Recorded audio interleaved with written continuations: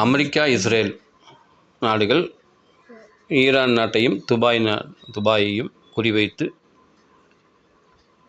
அநேக அழிவுகளை சந்தித்ததாக நம்ம நியூஸ் நிறைய பார்த்துட்ருக்குறோம். இதை பார்த்து நம்ம சிந்தனை எப்படிப்பட்டதாக இருப்பது என்பதை நான் யோசித்தேன்.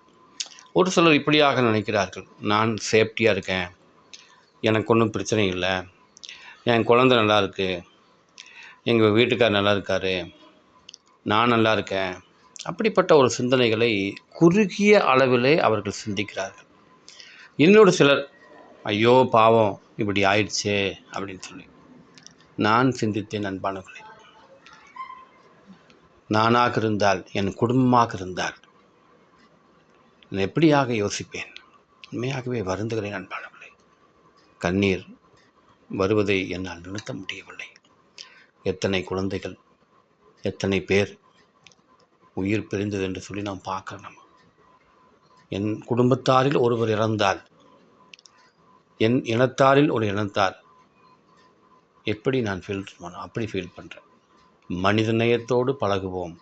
மனிதம் நம்மில் வளரட்டும், வாழட்டும். தேங்க்யூ.